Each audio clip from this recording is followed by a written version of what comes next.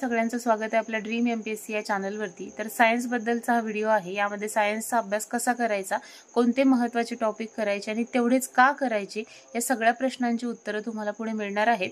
So आपण start करूया। सायन्ससाठी तुम्ही एकतर भस्के सरांचं पुस्तक वापरा। कोणीतरी कोलते की काय नाव सांगितलं होतं, मी ते पुस्तक पाहिलं नाही त्यामुळे त्याबद्दल मला जास्त आयडिया नाहीये।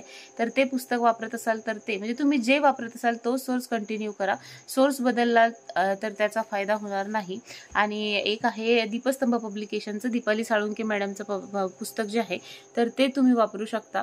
ते पुस्तक खूप डिटेल आहे भस्के सरांच्या पुस्तकापेक्षाही, पण तुम्ही वापरत असाल भस्के सरांचं तर ते वापरा, कारण आता वेळ कमी आहे आणि या वेळात जर तुम्ही सोर्सेस चेंजेस करत गेला सोर्समध्ये तर त्याचं तुम्हाला नुकसान होऊ शकतं। म्हणून सवय असेल तर तेच पुस्तक कंटिन्यू करा। सो आता आपण पुढे पाहूया की कुठले कुठले महत्त्वाचे टॉपिक आहेत जे आपल्याला कव्हर करायचे आहेत आणि त्या माध्यमातून आपला सायन्सचा जो अभ्यास आहे तो आपल्याला ॲटलिस्ट वाढवायचा आहे। सायन्स इतका अनप्रेडिक्टेबल प्रश्न विचारतं, काही प्रश्न असे असतातच ते सरळ सरळ कुणालाही येणार नाहीत, त्यामुळे मग आपल्याला त्याचं टेन्शन घ्यायचं नाहीये। सो आपण आता पाहूया कशा प्रकारे सायन्सचा अभ्यास आपल्याला करायचा आहे। तर तुमच्यासोबत आपण आपल्या चॅनलवरती सायन्सचं ॲनालिसिस शेअर केलं होतं। बऱ्याच जणांचं म्हणणं होतं की बायोलॉजी 11वी 12वीचे टॉपिक सांगा, कुठले कुठले प्रकरण करायचे आहेत। तर आता मी तुम्हाला खाली जे प्रकरण देत आहे ते सगळे बायोलॉजीच्या ज्या पुस्तकामध्ये येत असतील म्हणजे ज्या प्रकरणामध्ये, तर ते प्रकरण तुम्ही स्टेट बोर्डाचे किंवा NCERT करता कोणी तर त्याचे करू शकता। नव्याने ते करण्याच्या फंदात पडू नका, इतका वेळ आता नाहीये आपल्याकडे, आणखीही सब्जेक्ट आहेत त्यामुळे इतके जरी टॉपिक आपले करणं झाले, टाइम लिमिट ठेवा, त्या टाइम लिमिटमध्ये कंप्लीट करण्याचा प्रयत्न करा आणि तेवढे कंप्लीट झाले तर आपल्याला चांगल्यापैकी मार्क मिळू शकतील। सो आता मी तुमच्यासोबत ते शेअर करते। आता हे पहा, आपण हे ॲनालिसिस केलेलं आहे, तुमच्यासोबत हे मी शेअर सुद्धा केलेलं आहे आणि यामध्ये 2017 पासून तर 2023 पर्यंत जे काही टॉपिक विचारलेले आहेत तर ते सुद्धा इथं लिहिलेले आहेत। आणि आता याच्यावरून तुम्ही एक कन्क्लुजन काढू शकता की हे जे प्रकरण आहेत, आता मी तुम्हाला पुढे सांगते, ते प्रकरण जरी तुम्ही केले तर तुमचा बऱ्यापैकी चांगला अभ्यास होऊ शकतो। तर पहिलं प्रकरण आहे पहा, बायोलॉजी, फिजिक्स आणि केमिस्ट्री असे 3 पार्ट केले आपण सायन्सचे। आता यामध्ये सजीवांचे जग, वर्गीकरण प्रणाली म्हणजे ज्या काही वर्गीकरणाच्या पद्धती आहेत, त्रिसृष्टी, पंचसृष्टी, आता या सगळ्या गोष्टी आपल्याला वाचणं अपेक्षित आहे, त्याच्यावरती प्रश्न दिसतात। मग हा प्रकरण जो आहे, हे प्रकरण जो आहे ते आपल्यासाठी इम्पॉर्टंट आहे। सो हे आपल्याला करायचं आहे। त्यानंतर वनस्पतींचं वर्गीकरण, प्राणी वर्गीकरण, मानवी रोग व आरोग्य यासोबत जे काही आपलं झूलॉजी येईल, समजा बॉटनी येईल, तर त्यामध्ये जे काही वनस्पती आहेत ना, वनस्पतींच्या रोगावरती सुद्धा प्रश्न येतात। सो ते इथे आपल्याला करणं अपेक्षित आहे। सो ते एक करायचं आहे। बरेचसे प्रश्न तुम्हाला दिसतील, तुम्ही जर काही ॲनालिसिसचा व्हिडिओ पाहिला असेल तर तुम्हाला ते लक्षात येईल। ओके, सो आपल्याला तिथे असे प्रश्न दिसतात प्लांट डिसीज वरती, तुम्ही PYQ पाहू शकता, त्याच्यावरून तुमच्या ते लक्षात येईल। ओके, त्यानंतर खनिज आणि पोषण, वनस्पती वाढ व विकास, मानवातील विविध संस्था, त्यामध्ये मग रक्ताभिसरण संस्था आहे, श्वसन संस्था आहे, प्रजनन संस्था आहे आणि उत्सर्जन संस्था आहे। तर इतके आपल्याला संस्था करायच्या आहेत।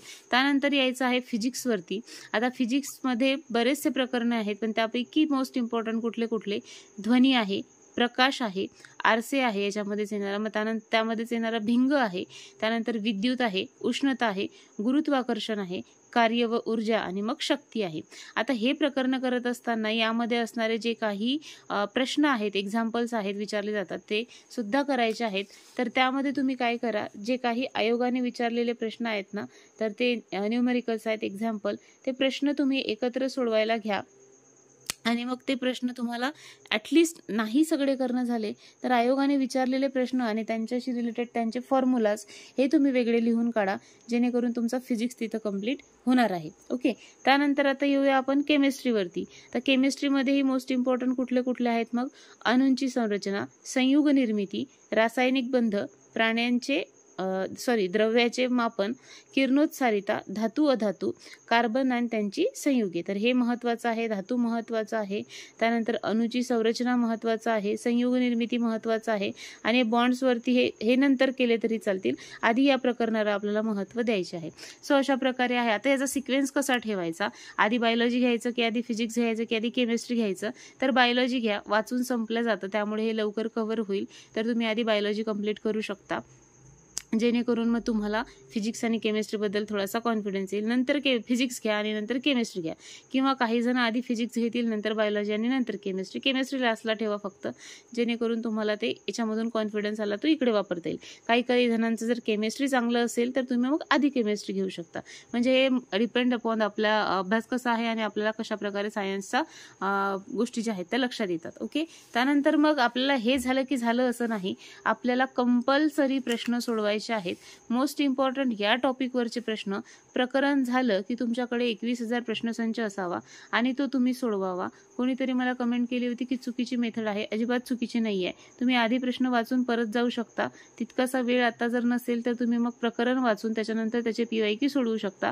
आणि जे नाही आलं तर ते नोट डाऊन मात्र नक्की करा आणि मग नंतर परत तुम्हाला ते प्रकरण जे आहे ते वाचायचं आहे. आता पुस्तक कुठलं वापरत असाल तुम्ही, भस्के सरांचं वापरत असाल, तुम्ही कुठलंही वापरत असाल सायन्ससाठी, तर तेच पुस्तक कंटिन्यू करत राहायचं आहे आणि 21,000 मात्र सोडवायचं आहे. बरेच जण काय करतील, स्पष्टीकरणाचं पुस्तक वापरतील. स्पष्टीकरणाचं पुस्तक तुम्ही वापरत असाल तर काहीच हरकत नाही, तेही तुम्ही वापरू शकता. फक्त त्यामध्ये एक लक्षात घ्या की तुम्ही लिमिटेड गोष्टी मग पाहता. स्पष्टीकरण जेवढं दिलेलं असतं तेवढंच त्या गोष्टी पाहता. परंतु जर वेळ नसेल तर आता काही इलाज चालणार नाही आपल्याला ते करावंच लागेल, तर तुम्ही ते करू शकता. किंवा तुम्ही जर का एखादी बॅच परचेस केलेली असेल सायन्ससाठी तर मग तुम्ही त्या बॅचमधून हे प्रकरण आधी करा. यांचे व्हिडिओज झाले की PYQ सॉल्व्ह करा आणि 2 ते 3 व्हिडिओ त्याला व्ह्यूज तर असतातच, 3 व्ह्यू तर मिनिमम असतातच.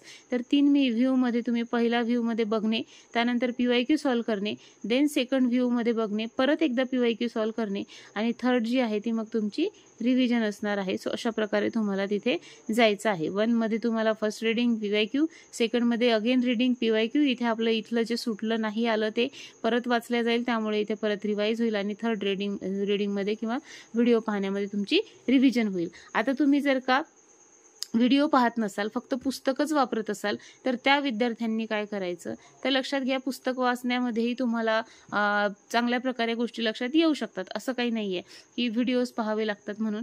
यूट्यूबवर सुद्धा बरेचसे व्हिडिओ उपलब्ध असतात तर ते तुम्ही पाहू शकता.